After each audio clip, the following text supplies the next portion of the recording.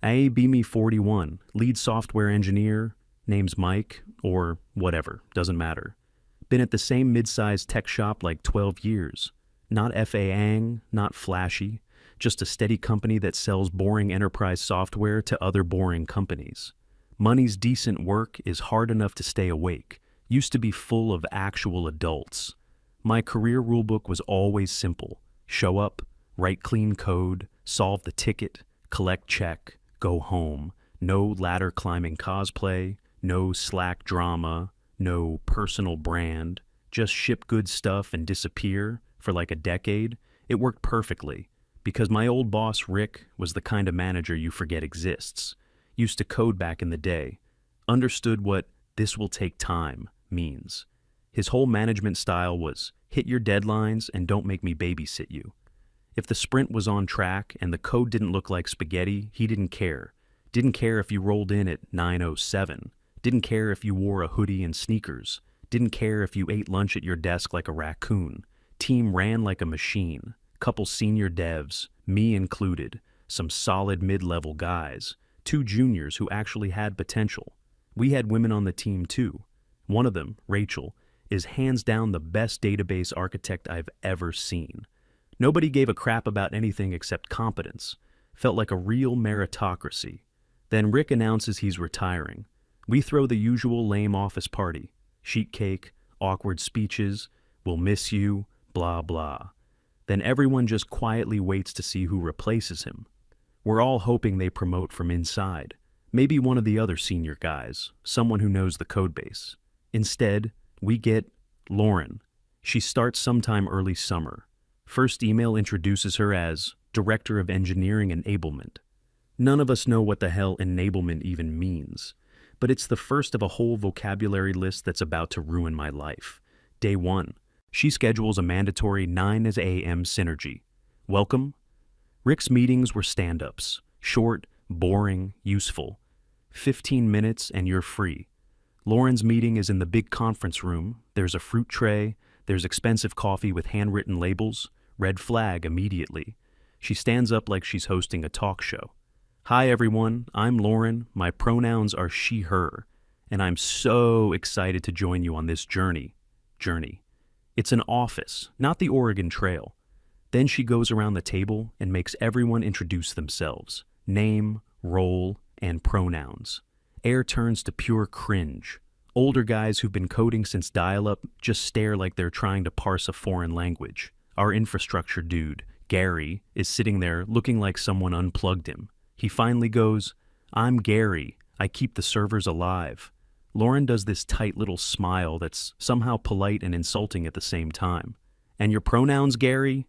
He blinks twice like his brain is buffering. I'm a he." She nods like she just coached him through a breakthrough. Meeting drags on forever. Like, legit an hour and 20 minutes. We don't cover a single project. No deadlines, no blockers, no technical anything. Just vision, safe space, leveraging diverse perspectives, new paradigm of success. By the end, my skull feels like it's full of bees. Next few weeks are a slow-motion derailment. First casualty is our efficient stand-ups. Gone, replaced with daily morning check-ins, where you have to share one professional win and one personal feeling. So every morning is now forced group therapy with laptops. Most guys just mumble, "fixed a bug," feeling fine, but Lauren won't let it slide. Fine isn't a feeling, Tom. Can you go a little deeper with us? Kill me. Productivity starts dipping because the first chunk of every day is wasted on this nonsense. Then come the vibes, updates. She gets approval to repaint the whole area. Our normal gray walls get replaced with loud teal and purple, like a daycare decided to pivot into corporate life. Posters go up everywhere with inspirational, quote, "garbage." Teamwork makes the dream work. Be the change. My favorite is one giant word, empower, over a stock photo of a woman laughing while eating salad. Rachel and I make eye contact across the room, like we're both hostages. Silent, mutual suffering. Real trouble starts when Lauren decides she needs to be involved in actual engineering. Problem is she's not technical at all. Her background is management, HR, and something called culture strategy, which I assume is just adult hall monitor. She doesn't understand what we do, but she has extremely confident opinions about it anyway. She starts sitting in on technical planning. We're deep in an API architecture discussion, whiteboard full of diagrams, and she cuts in like, just checking, is this approach inclusive? Inclusive API. Sure. Then a critical server issue hits one morning. We're trying to trace a failure before customers notice. And she suggests a 5-minute mindfulness break so we can center ourselves, center D's nuts. We're on fire here. It becomes obvious she doesn't see her job as helping us work. She sees her job as correcting us, especially the men. Every comment from a guy is treated like a potential HR incident. Speak directly. You're aggressive. Point out a logic hole. You're tearing people down. Explain a complex issue. Congrats, you're mansplaining. Meanwhile, the women on the team can do no wrong. She praises them constantly, even for trivial stuff.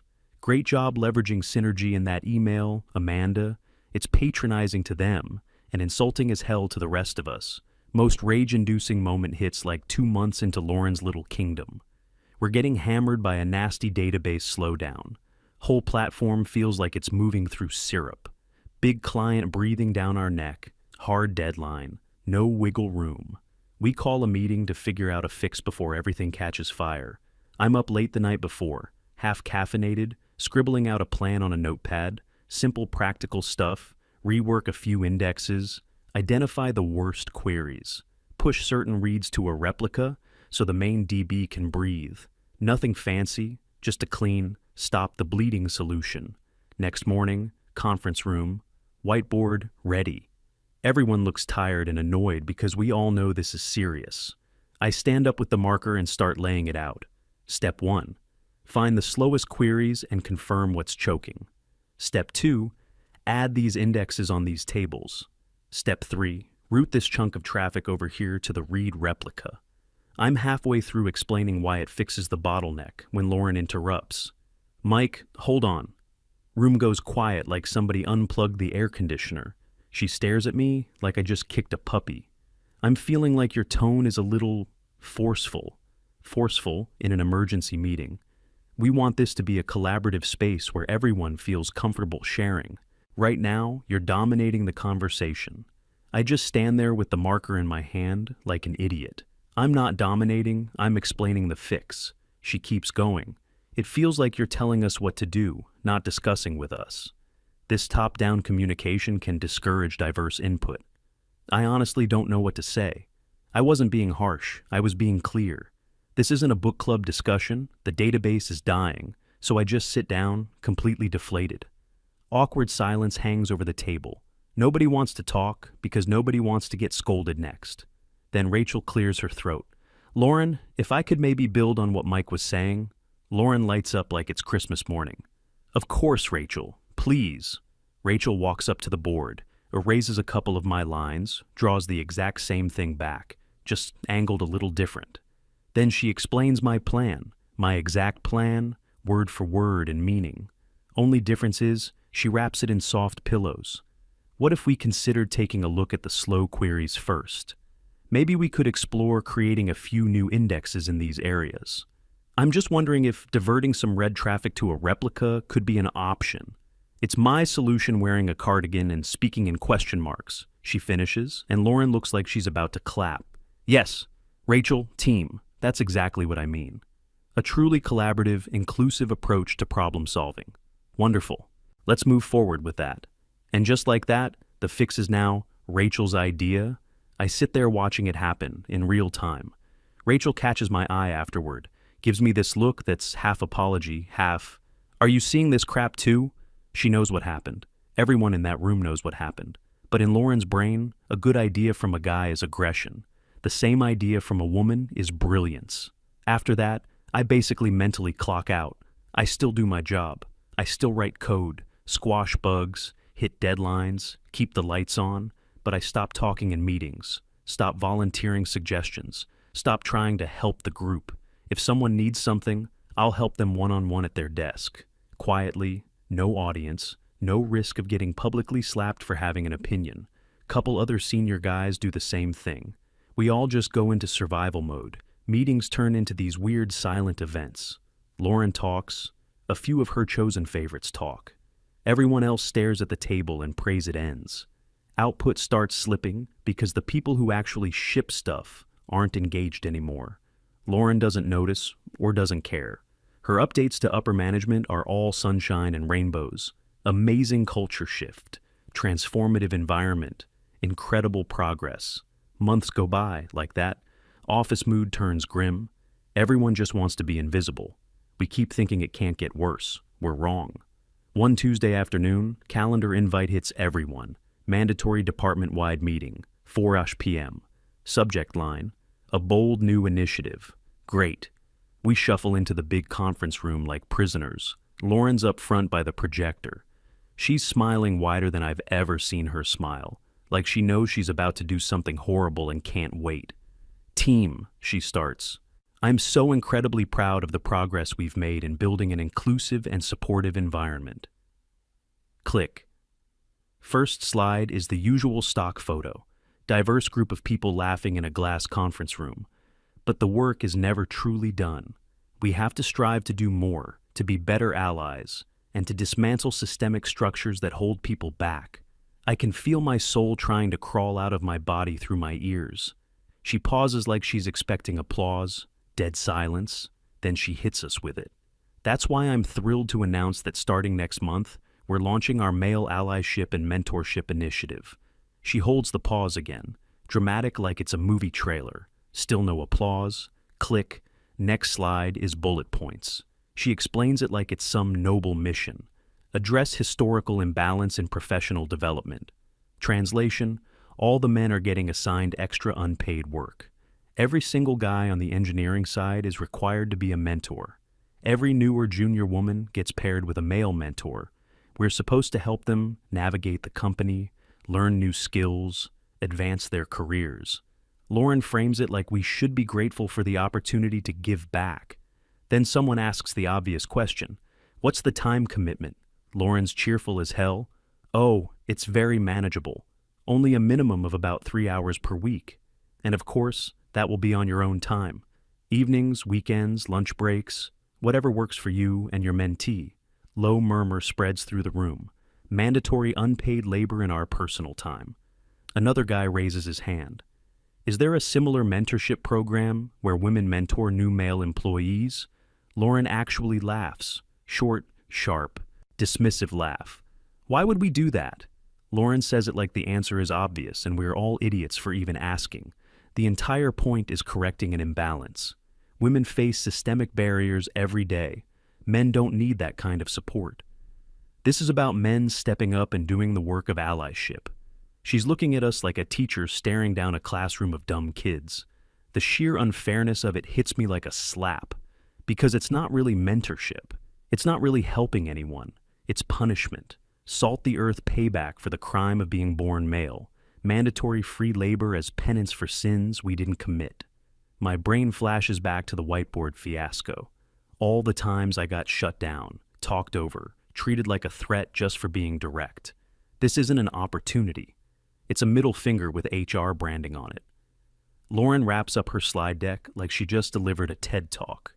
I know this is a big change, but I'm confident you'll all embrace this chance to grow as individuals and as a team. We're building a better, fairer workplace for everyone. Then she reaches down and pulls out a stack of papers. Now I just have a simple commitment pledge for everyone to sign. Total formality, just for HR to document participation. I'll pass it around. It's one sheet with a chunky paragraph of corporate sludge. Something about being a devoted mentor, championing equity, supporting the initiative, and a line at the bottom for your name and signature. She hands the stack to a guy in the front row. Clipboard starts its slow trip around the big table. I watch it move person to person, like a bomb getting passed around. And I watch faces as it lands in front of them. Resignation, defeat, anger they swallow because they need the paycheck. One by one, they grab the pen, scribble their name, slide it along. Nobody wants to be the loud problem. Nobody wants to be singled out and put on a list. Mortgages, kids, rent. Everyone's just trying to survive corporate life. Clipboard keeps creeping closer to me. My heart starts thumping, not out of fear, out of this cold, steady anger that's been building for months.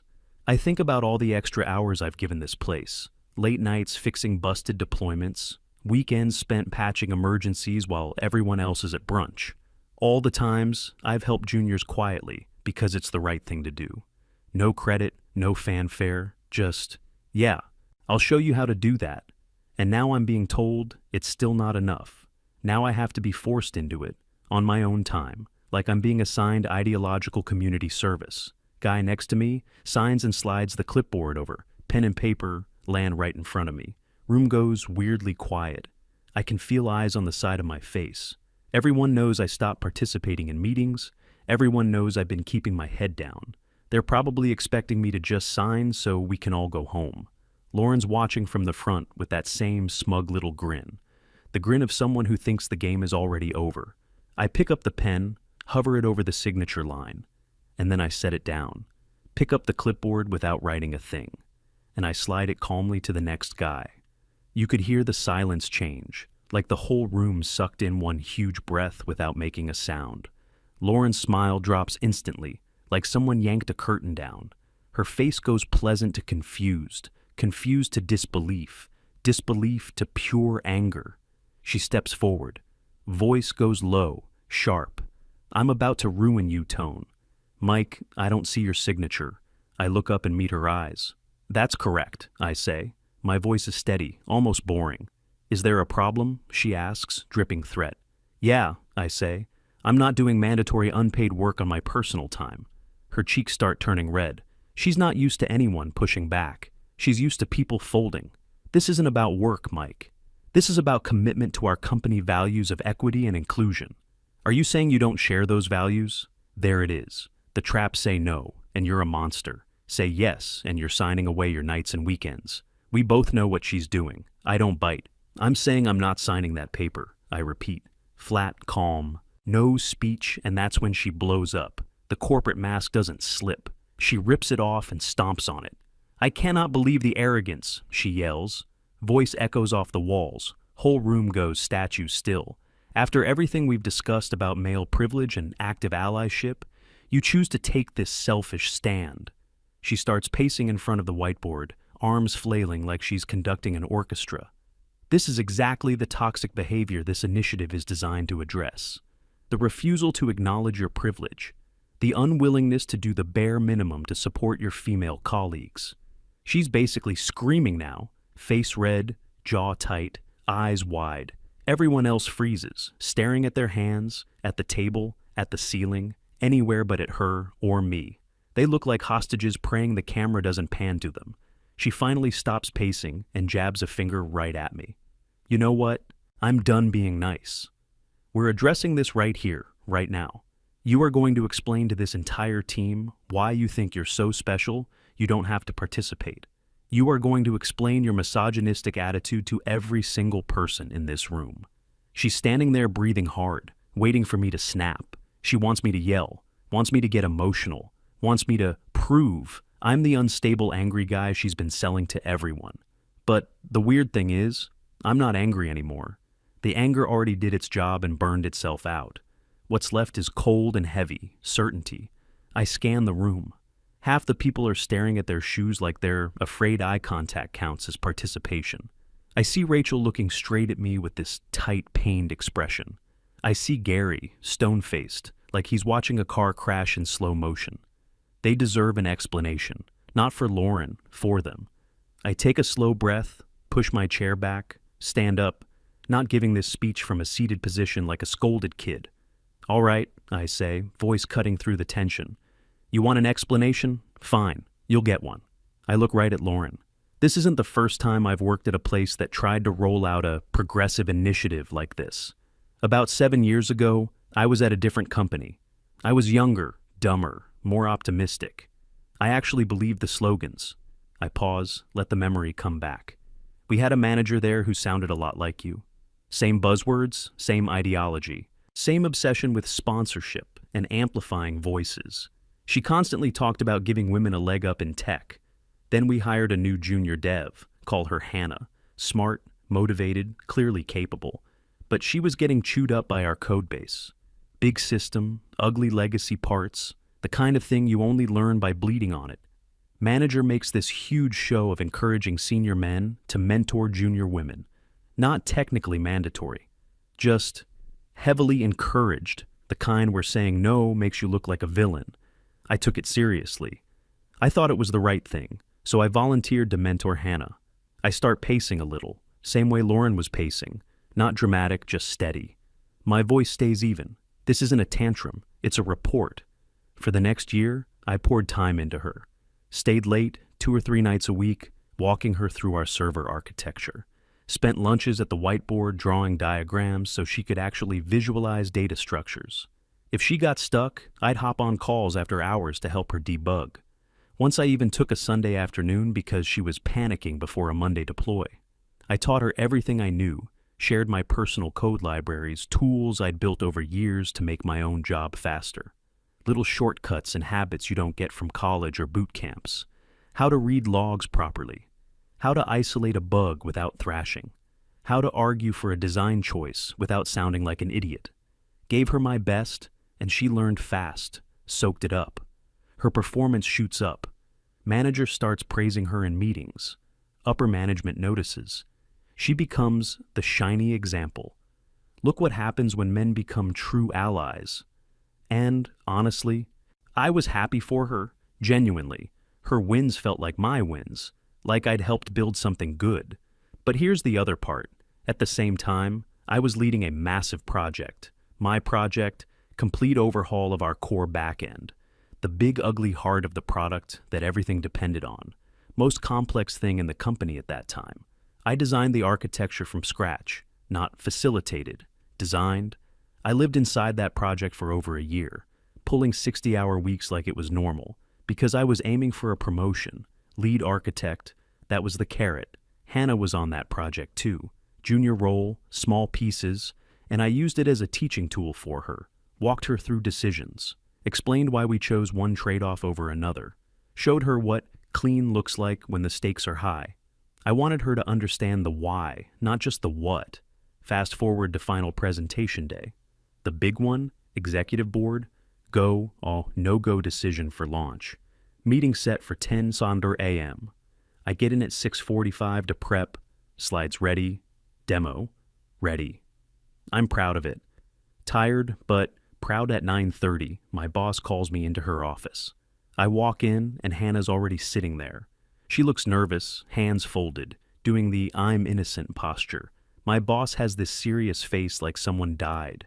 She says there's been a misunderstanding about project ownership. She says Hannah came to her the night before, and Hannah is concerned. I'm planning to take sole credit for what Hannah described as a deeply collaborative effort she co-designed. I stop pacing. Look around this conference room. Everyone's locked in now. Even the people who were avoiding eye contact earlier. Lauren's face is not smug anymore. I keep going. I was stunned, I say. I explained I was the project lead. I said I'd credit the whole team, including Hannah, for their contributions. But the design and leadership were mine, because they were. Then Hannah starts talking. And it's like watching my own notes get read back to me. She uses the exact concepts I taught her, the terminology, the trade-offs, the rationale. She explains the architecture like she built it herself. And the scary part is, she sounds convincing, because I personally trained her to sound convincing. My boss nods along like she's hearing the truth. Then she drops the decision. She says, given the situation and to make sure the presentation is free of interpersonal conflict, Hannah will lead the presentation to the board. Not me. The guy who created it, I protest immediately. Tell her it's my project, that I'm the one who should present it, and that's when the trap springs. Hannah's eyes fill up with tears on command. She says she feels intimidated by me, says my aggressive project management style made her feel unsafe speaking up, says she's afraid I'll retaliate against her for asking for her fair share of credit. My boss looks at me like I just disappointed her personally, that fake sad manager face. I have to take this seriously. We have a zero-tolerance policy for workplace intimidation. It's my duty to protect the women on my team. That was it. Case closed. She doesn't ask for my side, doesn't look at the project. History doesn't check commits, docs, anything. Her brain already picked the story it liked. Senior male dev crushing a rising female star. I get told to sit in the back during the exec presentation. Offer support if asked. Support. Like I'm the intern. I sit back there and watch Hannah present my work, my deck, my diagrams, my architecture, to the executive board, like she built the damn thing. They eat it up. Standing ovation type energy, smiles, handshakes, great vision, all that she gets promoted almost immediately into a senior position. I get pulled off the project. An official complaint goes into my HR file. Aggressive behavior. Failure to foster a collaborative environment. My promotion? Denied. Obviously, my reputation at that company gets nuked overnight. I spent a year mentoring someone, giving them everything I had professionally, late nights, weekends, my personal tools, my knowledge, and in return, they take my work, my promotion, my name, and they use the exact system my boss built as the weapon, a system supposedly designed to protect her, turned into a knife aimed right at me. My goodwill gets used to destroy me. I let that sit in the air for a second. You can feel the room holding its breath. Then I look back at Lauren. My voice drops, quiet but sharp. You stand there talking about allyship and doing the work. I did the work. I was the perfect ally. And I got punished for it. I got betrayed. The shield you people brag about, it gets used as a sword. I can feel my jaw tighten, but I keep it controlled. I learned a hard lesson that day. Never put yourself in a position where your kindness can be weaponized. Never trust a system that values ideology over truth. And never ever do free labor for people who don't see you as a colleague, but as a political symbol. I glanced down at the unsigned pledge sitting on the table. So no, I'm not signing that. I'm not joining your program. I'm not doing mandatory unpaid mentoring. I will do the job I'm paid to do, and nothing more. You wanted an explanation. There it is. I pull my chair out and sit down. Silence lands like a heavy blanket, the kind of quiet where you could hear a pen roll on carpet. Lauren just stands there frozen, face drained, almost gray. All the righteous fire is gone. Now she's slack-jawed, stunned. She expected a shouting match. Expected me to lose it so she could point and say, "See?" She didn't expect a calm, factual, personal story that makes her look insane in front of everyone. She can't control the room anymore. And you can feel it. First person to move is Rachel. She clears her throat, soft but steady. "Mike, thanks for sharing that. I'm really sorry that happened to you." Simple sentence, but it hits hard, breaks the spell. Another senior guy, Nate, gives a slow nod. "Yeah, man, that's brutal." Lauren looks around the room like she's searching for backup, for one friendly face, for anyone to jump in and rescue her. She finds nothing. People stare at the table, or at me, or at their hands. No one meets her eyes. She's been publicly thoroughly dismantled. Not with anger. With a quiet truth nobody wants to say out loud at work. Her little social experiment just blew up in her hands. She mumbles something incoherent, something about taking this feedback and we'll revisit. Then she basically bolts out of the room. Nobody moves for a full minute after she leaves. We just sit there processing what just happened. Then people slowly stand up, collect laptops and notebooks, shuffle out in silence back to their desks. No cheering, no high fives, just this grim, somber feeling like, finally, someone said it. Next morning, I walk in expecting an HR invite on my calendar. I'm sure my time here is done. I publicly defied and embarrassed a director. In most companies, that's career suicide, even if you're right. Spend that whole morning in full damage control mode, updating my resume, cleaning my personal stuff off my work laptop, old tax PDFs, random photos, notes, whatever, figuring I'm about to get walked out like a criminal. Around 10:45, the email finally hits. Meeting, invite, confidential discussion.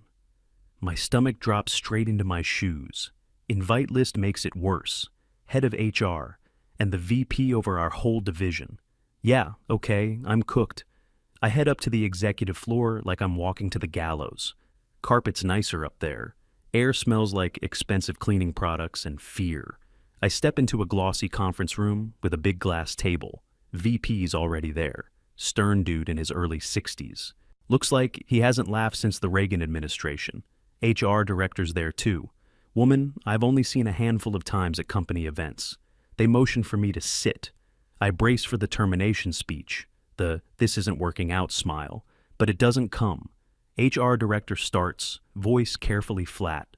All business, zero warmth. Mike, we received multiple reports about yesterday's department meeting. Several employees have filed anonymous complaints regarding the proposed mentorship initiative.